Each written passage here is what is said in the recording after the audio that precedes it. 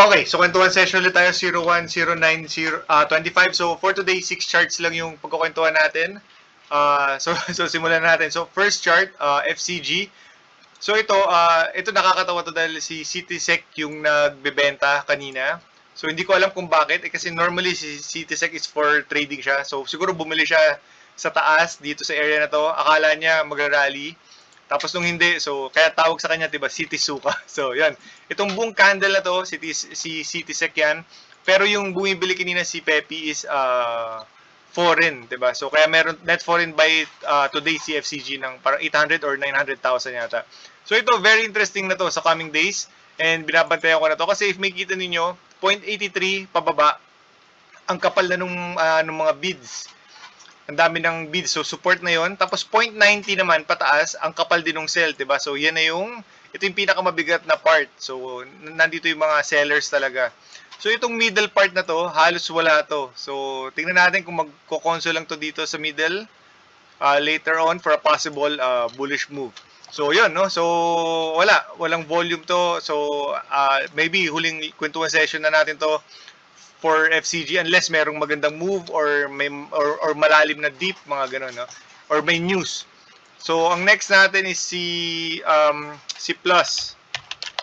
Ito si Plus, yung galaw niya ngayon, so nag-green siya ngayon, no? So as I've said, kailangan mo bantayan pa rin to. So na-hit yung trail stop natin dito kahapon, pero hindi pa rin tayo nagbabantay. So tinitingnan pa rin natin kung magbibigay siya ng entry. So ito net foreign sell siya for today. So tingnan natin if channel down siya for a possible bullish move later on or magsusupport na siya dito sa area na to for a possible bullish move. So yun, no, maganda pa rin naman yung volume niya.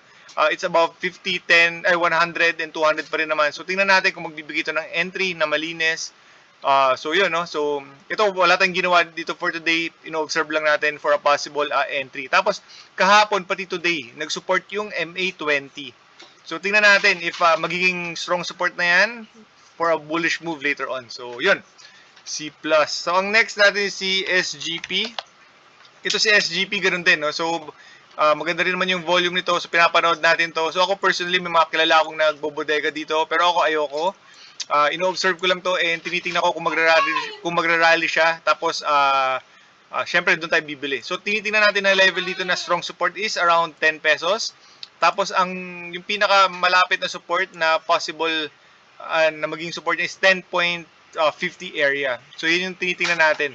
So tingnan natin sa coming days if kung magbe-base ba siya dito for a possible range trade or kung magbibigay siya ng entry dito sa area na to for a possible range trade. So pwede ka mag-slice tapos if ever na mag-breakout or iti-trail stop mo.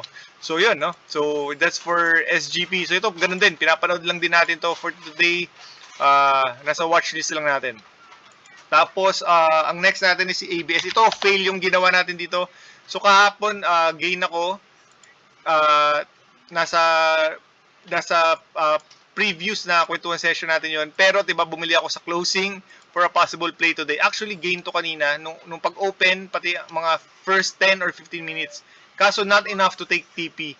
Kasi ano pa lang siya, parang 2% pa lang yung gain natin nung nandito siya sa area na yun. So na-hit yung cut loss natin dito, nag-cut loss tayo. Tapos so, nag-dip siya, nag-bounce, wala na tayong pakialam doon, hinayaan na natin. So bahala na sila doon. Basta loss tayo dito kay ABS for today. Pero minimal lang naman, no? Syempre mas malaki yung gain natin. Pero yun, no, actually mali yun kasi FOMO yun or medyo nagsugal yun. So parang nagbalik tayo ng gain sa market. So kahit maliit pa yun, medyo bad trade yun. Anyway, so that's it for ABS. Susunod natin si Keeper. Ito, ang ganda ng chart talaga nito, malakas. Saka mapapansin nyo si Keeper, 14 million yung volume nito, pero 10 million nun is net foreign buy. So araw-araw net foreign buy pa rin si Keeper. So 2.30 area yung pinaka support nito at nag-hold talaga. Doon namimili yung foreign. So very interesting to, no? Kung hanggang kailan siya mag-consult, mag-iipon na lakas for a possible bullish move, higher high or next base dito sa area na to. So ang ganda ng galaw ni Keeper. Tapos ang last natin si STI. Ito guys, no, isa pa to na malakas yung galaw.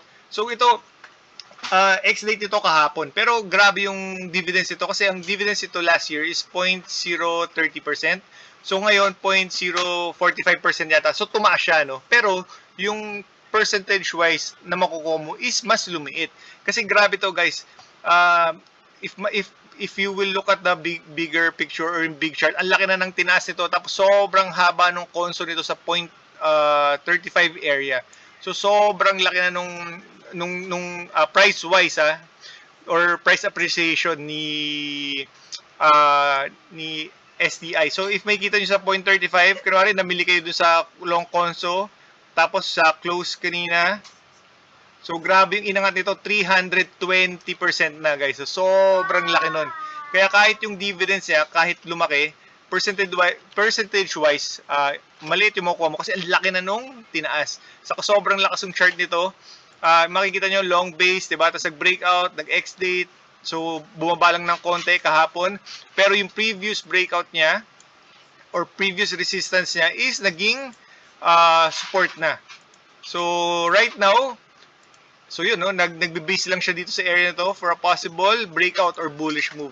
So, napakalakas ng chart ni STI. Kaya sinama natin siya sa kwentuhan session for today. Last chart natin si dito. Ito, very interesting din yung galaw nito, guys. So, if mapapansin niyo, yung close, yung support kahapon pa today is around 2 pesos level. So, pwede nyo i-add yun sa trading niyo or sa investing niyo, yung mga psychological level, significant level, kasi malaking tulong talaga yun.